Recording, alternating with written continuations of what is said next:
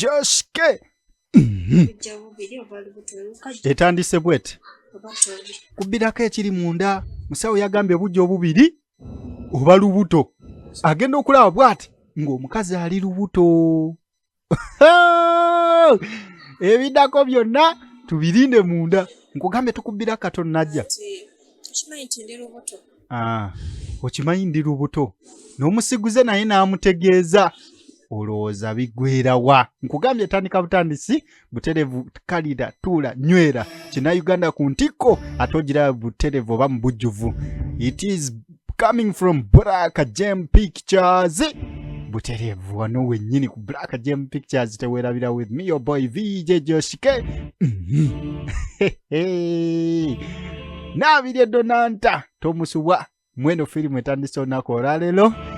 songa ate akuzanyiranga Lilian mwana mulenzi wa Benoni akuzanyiranga Alex mweno Rental Scandals episode 8 genda mu comment section osobola okulaba episode sendala singa obadde wakatuuka ngeno efilimu yesoose ate teweerabira okusubscribing ono bamuyise Sentongo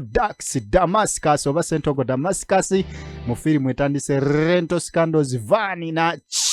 oba nachi de Viola naye mwali Sultan Bags owekitiibwa bali kuteeka mu kasimbi mweno filimu nawe ayagala okulanga naffe enamba y'essimu eyo ojja kuba osobola okufuna buterevu oba ogende mu comment section.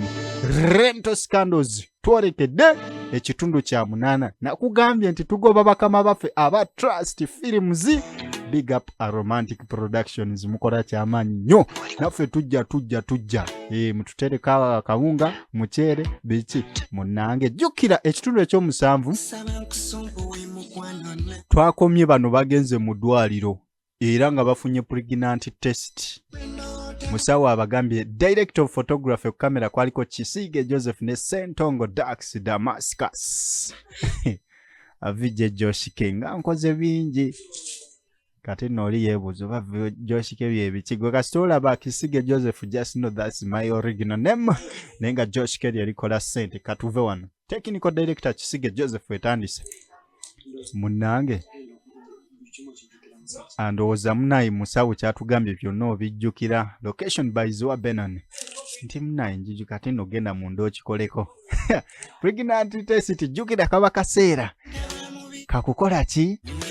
kugira musulo kati amugambye agenda akikoleka ali wana aketegereza naye omusajja mukula yesunze bitakugambye ayagala okumanya oba ddala omukyala ali lubuto. Jjukira akakyala nagambye nti oba n'omukyala nga mulungi nga toyina zimu kuba mbaga okulookinga bulungi omukyala oteekeddwa omukuba embaga osegeera naye ate n'olubuto luzannyawo kati mwana mulenzi ono yagamba bannayo olubuto ne lumala lubeeramu omanyirawo omukyala namumala manya akakyala akalungi buno buba bubuuka naye okasimba olubuto oba okeefunidde kasoyongera n'okunyweza n'ebisuubizo byo nze golaba neesunze ekituufu kyo nga bannyika mu juice w'abakyala nange wabula simanyi kyenyinza kukola omanye essanyu lyennina ggwe banaye okumanya no tulinde bannaye amaddu naawe gakusose lwaki togumiikiriza gwereka wena weesunze siteredde nze gwolaba njagala kulabako obuntu bubiri manyirewo nti munaye ng'akadde kayitawo bulungi eddakiika ezaalagirwa okukebera nga bajjayo bakebere. Omusawo yagamba ebujja obubiri oba lubuto ekaba bannange nga buli bubiri byaddala bannange bubiri. By the way no filimu eyazannyibwa mwana muwala ono yali lubuto ebyaddala era pregnant test ezaakolebwa byali byaddala byonna era yali lubuto by then munange ono yesunga baddange nga nesunze weebale banayo nfudde omusajja kampuni akaana kagamba kasamba musajja wattu yesunga nkutumiddeko omusajja we nange oli eyo ebakuzaayira omukyala waka oba omwesiga 10 ku kinnaakyo olowooza gwasima bwekka Anti munayo oli yabayimya n'agamba sima ekikondo nyweza gwe teba temukatya filimu ekyagenda mu maaso n'ekyo tubasaba bambi mikwano musubscribinge onyigene kade kyemusinga okwerabira akagambo olo mukirabira naye tubasaba nako kanyige kitegeeza ki buli video gye tunaateekangayo ojja kuba ogifuna mu bujjuvu so ate likinga omala commentinge tweyanzege filimu kegende mu maaso kati onaiko ngoshiwa omwana wuwe 10 ku kinnaakyo ne baana mmwe baana bawala lwaki mukola ebyo ebintu nga we nagamba nze firimu zange nkulekerawo ekibuuzo ekyebyokuyiga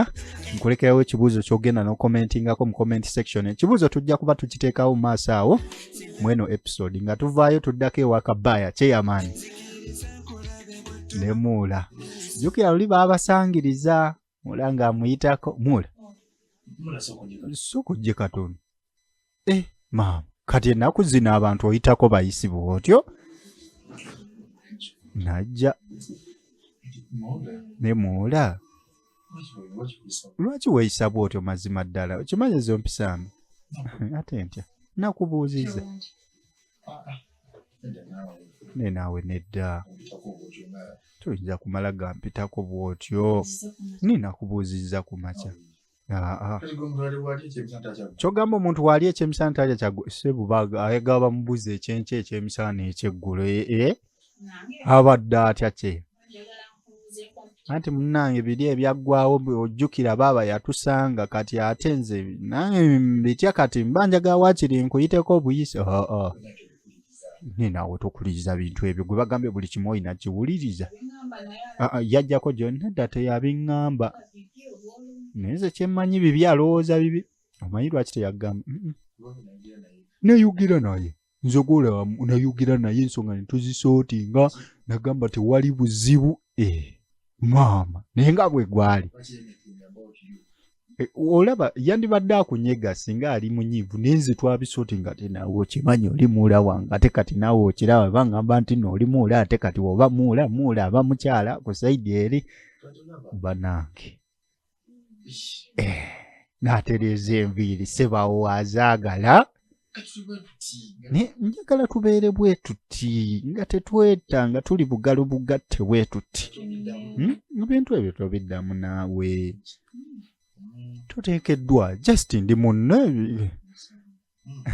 kale nsonyiwa kyogala ntogenda biddamu olaba nze sinjagala njagala omanyi okubeerawo ng'olina mukwano gwo naye nga mukola ebyekiralu ebyekisiru naye nga just mukwano gwo kale nga mukwano gwo naye nga mukola ebyo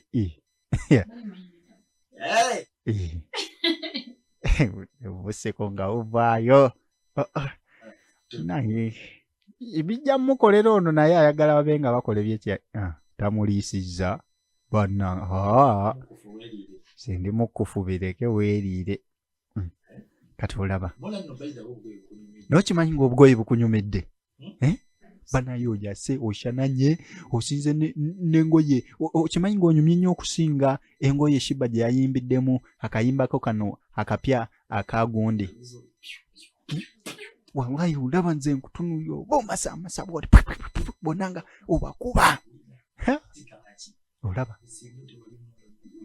gusinga tewali muulagwe banange singa nakusalako dda otegeeza ki ninaawe no mba sibitega yeeyisaako abimanye obitegedde kasita nkuganiza olaba singa toli muulagwe singa nakusalako nempulira nga bannange kuno mulembe ki okay oba olabye firimu eno mu myaka 9 mu maaso omanya bagikwatira mu mulembe ogwo ngo ye pulezidenti Victory Property Agency basangibwa mu bifo bingi balina ne branch wali e Bulenga munange ono ng'ajja ng'ayingira aze wa musanjiwe jjukira baamufumba ne bamugamba mbunno simanyi baali bamusabira muwalu bamusabira mu mulimu luli we yabasanga mu bizinensi y'emimwa nga beenywegera ne bamubuzaabuza ssebo mu buliiso muli mutya eno tetuli bubi naye osanze nnaano byemmaliriza ono bizinensi maani aba bize essaawa 4 naye nsonyiwa okureactinga luli eri ku byatuukawo nendowooza muli mu love olaba buli omu asobola okikola ekyo tekirina buzibu ate ffe abasajja tuli so protective oba oyagala okuuma omukyala wo banyenye bashekinze mu ngalo kati enkwata ne bannange sebo omukazi yagatta bajja ne bajja abasanji n'abasanji kati azze nno ku bya mirimu kiki ky'osobola okukola nze olaba buli kyompa kyonna nja kikola tulina kyosalawo n'ogamba nti waakiri nze kino oba kiri kino kye nsobola okukola mukama wange nze buli ky'oŋŋamba nkikola ndi mukozi buli ekijja nkola nze nasoma multipurpose course naye nga gyeri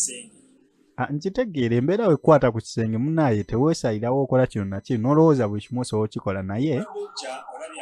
ndowooza obadde ojja olabye akapande tukola bino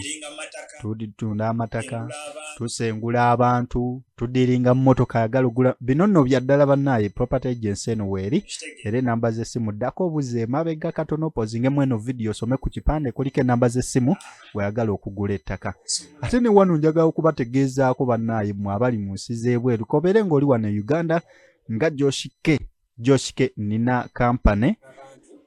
tukola kye tuyita land proof oba property proof video coverage woba ogenda okugula ettaka ng'ogenda okugula ettaka ogamba nti no Joshike njagala kugula ttaka naye ettaka eryo otutwalirako oba tugenda ne kamera zaffe ne tukwata obukakafu ne tukweditingira vidiyo eyo ntugitematema bulungi ate ne tukuyigiriza butya bw'osobola okugiteeka ku cloud storage yo oba okugitereka emyaka n'emyaka nga ne woba oluzinze essimu yo oba kompyuta yo you just put in your password n'ogiraba emyaka n'obusiibo kati bino simanyi ndagaano zajjiridde mu nnyumba obukakafu oba obusigazza so awo ku nsonga eyo kuba ku namba yange eyo ensonga zijja kuba nga ziggwa munaye ng'amulaga ettaka lye bayina mu bifo eby'enjawulo kati omulimu omukulu gwe kasita oleeta ba client ne wano mu kusengula awo ogenda okola ky'okwasaganyiriza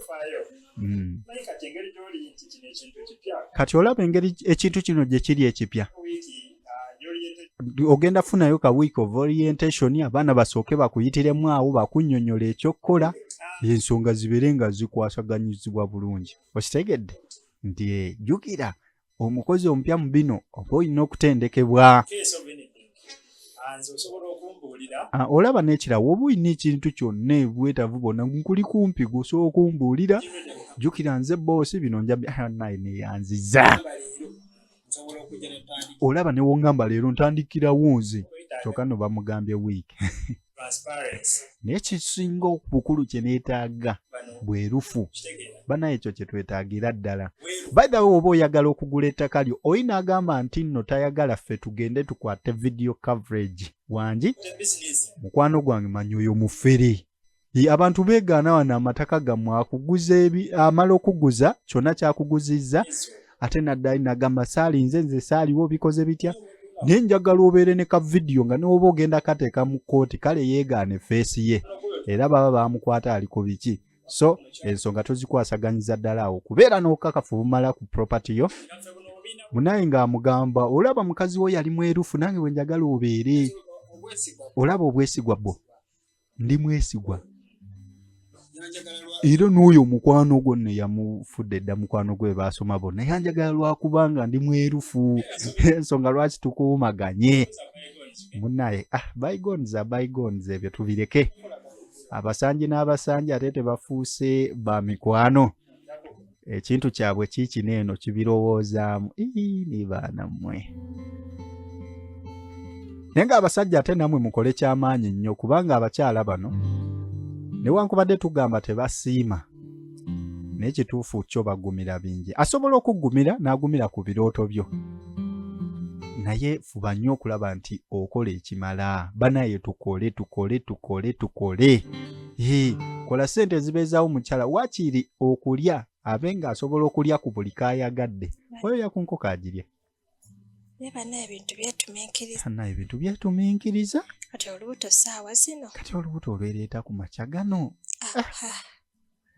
ekisinga okunuma simanyi nannannyiniru kyokka nno simanyi nanninnyinirwa omutuufu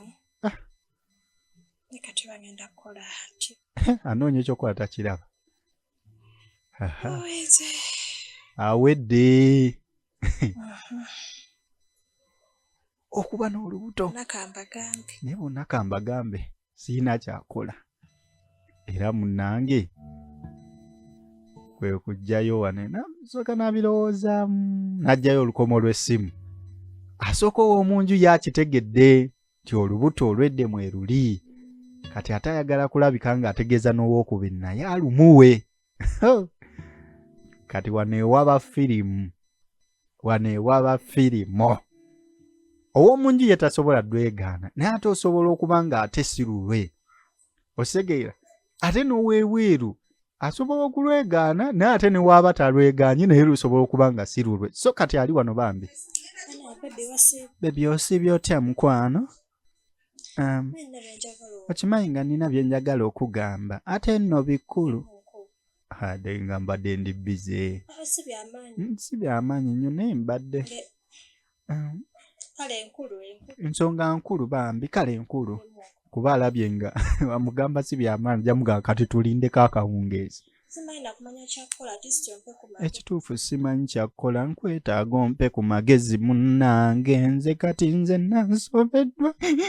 ndibadde okkiriza najjadde nkulaba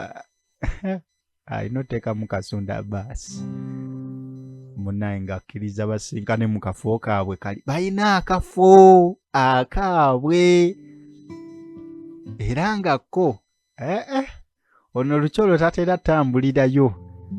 manya abagagga bano batukubisa gundi abeera nga ekifo gyasinkanamu munne oloota kiroote nga tosobola tuukayo tina restaurant kafo kali wano kumpimpi nga bajja ka restaurant naye kali standard munnange ompise ozijeeyo zenna neeraliikiridde oba olina buzibu ki olaba engeri gyogedde obadde nga ndaga nti no kiri agency kyokka obudde bw'emisana nawe okitegeera mpa bize nnyo ku mirimu naye mbadde nina era okujja ndabe ky'oŋŋamba kyenjaga okugamba kimanyi ndi lubuto naawe osaaga kati okasiza otya nti ndi lubuto nze nkugambye ndi lubuto kwata nno weekeberere muyaye nga bamugirayo kantu kaffe ke baakebejja olubuto nga buli bubiri ate kati ono yazaala yawuleda alina omukazi abimanyi gwe olubuto lwange oba kati nsobodde okulaga nga si lulwo kyokka nno bannaye weewuunyise webale bannange nsanyuse era dde mirembe nyenyogere bannange kansitulemu kahaga omwana nkugambye ono nno omukazi munnamukisa kubanga bonna bakkiriza naye bigwera wa Rental Scandals episode 8 gye tuliko okulaba ebitundu eby'emabega nkugambye genda mu comment section gundi link eya playlist omuli video zonna z'ebitundu by'emabega wezisonga ate keep online subscribing ate olabike nga ensonga ozikwasaganya oleme kusubwa video zonna eziddako buli katundu akanaba kazzeeko VJ Joshke wayi kanzigayo wano ensiri nazo zijja tufuukira ekizibu wano omanyi z'ensiri zirumya abafirika ne zidda ne mu katimba ne zeewogoma kiki mulamu wote yakuwa kano kagundi k'amasaha amasanyalaze ng'ate aggwe kageme kasuka naawe mbadde nsaagamu omuntu abadde katwe amasanyalaze Okyagatya. Mbadde neewuunyiza okuba ng'okyatya amasannyalaze omuntu ali ekatu. Naye baaba waliwo obuzibu. Jjuke yayogedde ne mulamu we n'amusuubiza nti ajja kukola ki? Mulamu yakukola ki? Otegeeza ki? Amaanyi naye mbadde awo ebintu byesitegeera bulungi byenjagala ontangaazeemu. Olaba okuva enajja wano embeera si nnungi. Ndaba mu kusooka yali musanyufu before nga sinajja eri bwe mwabeerera eri naye kati ennaku zino omulaba yeekubagiza nnyo. Naawe leka embeera z'abakyala gwe tozimanyi. Abakazi bulijjo bwe batyo, tebasalawo, tebategeerekeka, tebatereera. Kwegamba olaba bo obusonga obunaafu babutwala nga nsonga nkulu. Tolina biwa budde baaba noolimbamu. Kati olaba mulamu gwemanyi, mukazi mutegeevu oyo. Kimanyi asobola okwawula ekitalina amakulu n'ekirina amakulu, naye bye yaŋŋambye olimbamu. Yakugambye ki ekituufu? Olaba namubuuzizza, ne mubuuza ddala kiki ekiri mu maseekati gammwe? Naŋŋamba ebitagenda mu maaso ate nga gwe buzibu biva ku gwe byonna. Naŋŋamba naye si birungi, aŋŋamba tomuwa budde. Olaba bwe mukula ebintu ebimu bikyuka. Waliwo ebintu by'otuuka nga tokyawa nnyo budde. Kati kuba kati olaba gwe okuva ewajja wano ondaba bbanga ki wano ewaka. Mbeerawo kaseera katono,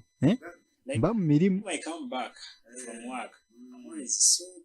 ate ngenda okuva ku mirimu nga nkooye. Naye kati ye akitwala nga nsonga, tayogera bya muntu. Osibu omukulu ono yagaana okugira sompyo. Tobiwa budde baaba. Baaba emirimu gyo ngimanyi. Ekituufu ngamba amazima baaba, kuba kati nze ndi musajja sijja mugamba baaba ngamba otya nti oli bize ng'osobola ofuna obudde bw'akali akakyala. Jjukira yamutwala nayoko naye teyamusisinkana, teyamulabako. We yagenda omulaba okusisinkana mukazi w'ono ow'oku mabbali oli ava omugamba eby'olubuto. Bino mbikola kugondekezaamu gwe yakagiraba ano. Okugondekeza like we yalaba oli ow'olubuto yalabira ate oli naaka munnakyalo. N'akyama n'aganda ewa munnakyalo. No, kati olaba ekituufu. Okuba nga nnina obudde bw'akali tekitegeeza nti mulamu osimwagala, nti oba akali ke njagala ennyo nosimwagala. Olaba nkoze ebintu bingi naye basajja bannange kino kikulu nnyo okumanya. Ekibuuzo mu firimu yaffe eno kiri nti ng'oli mu mbeera ey'obutamanya ani nannyini musajja, gwe okola otya? Era webiba ebya DNA olowooza DNA ennungi okukolerawo ku ntandikwa oba nga tumaze kuzaala? Kyekibuuzo kyange. Baaba tompanvuya naawe ebyo byonnyonnyola simanyi mukoze mwenna, simanyi omwagambye mbitegeera naye nange naawe okimanyi ono agezigezaawo kati ofunayo buli obuto obukyusa ku musaayi nkitegeera. Ngamba nkwesiga simanyi babulowooza sigenda muga naye si mu bubi. Kati baba nze kati nsonga nzitegedde masajja adoganye okuŋŋamba naye ngenda kunnyonnyola muolo njogeremu naye. Simanyi oba osobola okumutegeeza obulungi, njagala ebintu bino aleme byesibako nnyo. Gwe njja mugamba byonna ebirungi ebikufevalinga. Sijja mugamba bikulu. Amaka ago gateredde. Kabaaya ate tafuye ayingidde mu nsonga za baaba. atasobola okutereza amaka gaabwe. Ate bwetyo bwerabise tusisinkane mu episode 9 egenda kubeerawo wano soon. Eyinza obutatwala nnaku 2 nga tugisuddewo. So webale kusubscribinga Rento Scandals episode 8 gye tubadde tulaba with me your boy VJ Josh K.